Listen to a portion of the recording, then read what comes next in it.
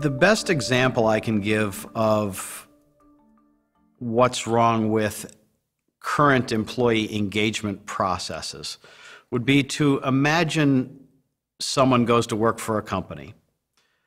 And let's say he's a good person, he's a hard worker.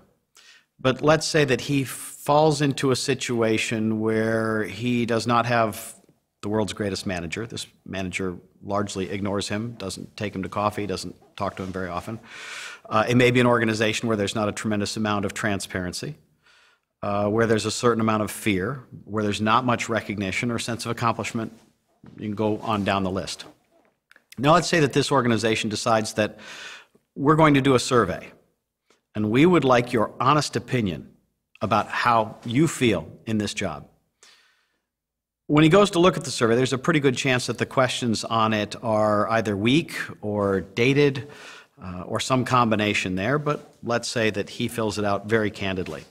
And if they ask him about whether he's gotten recognition, he says, I strongly disagree. I haven't gotten recognition. Does your manager spend time with you? I strongly disagree. That hasn't happened. He's simply reporting the facts, if you will. When he hits submit on the online survey, it in most surveys says, thank you for taking the survey.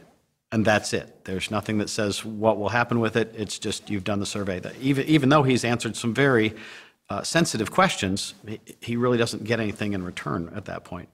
A few months later, if he's lucky, he will see some type of report that will come back from the organization that conducted the survey. In some cases, the number of people on the report will be as low as 4 or 5, which means that the ones or twos that he put on the survey, the strongly disagree or disagrees that he put on the survey, it's apparent from the averages that someone gave some really low answers. If his manager is being bonused based on the level of engagement inside that work group, he may have now, through his candid answers and through no fault of his own, he may have cost his manager several $1,000s in bonus.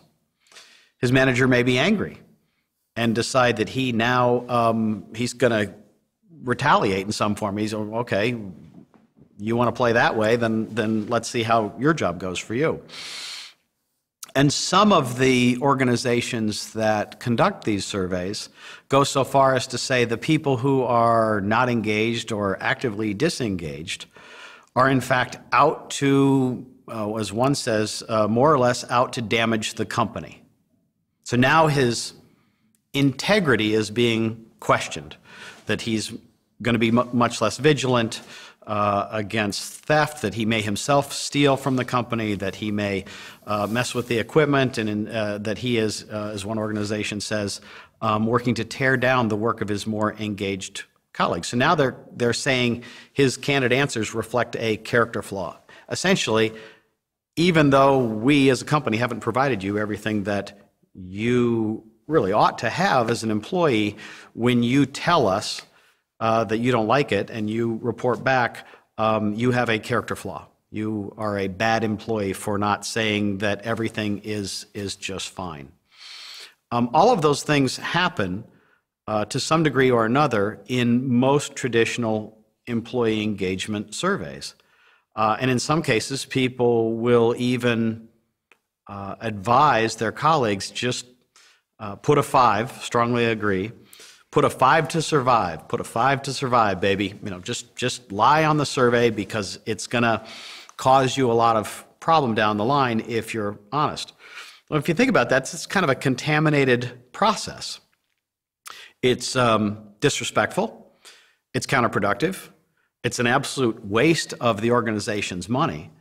And so we need to get ourselves back to the point where if we're going to ask the employee how things are going, we need to be comfortable with him being candid, one way or the other. And until we get to that point, there's no reason to do an engagement survey at all.